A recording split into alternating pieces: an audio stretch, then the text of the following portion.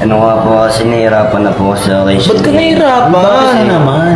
Parang lagi na lang po kaming, nagkikita po kami pero hindi po ganong maganda yung pakikisama namin sa isa't isa. Bakit? Lagi na lang sis yung mga sinasabi niya. Oo. Lagi na lang si Siley. Oo. Tapos lagi niya pang pinaparinig sa akin. Pagkapansin ko nga po, parang mas malapit siya sa kanila.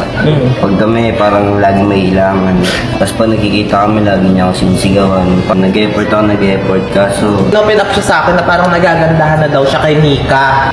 hindi ko naman po gusto si Nick pero parang nakatak lang po ako sa kanya. Ngayon nga, tinatanong ko nga po sa inyo kasi nagugulan nga po ako bakit nakagandahan ako kay Nick.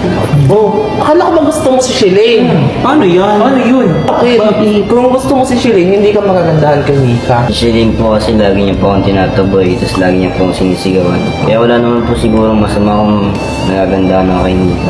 Seryoso ka ba or nilalaro mo lang kami? Ano ba talaga Seryoso. Kusuin? Seryoso ka? Nagagandahan ka kay Nika?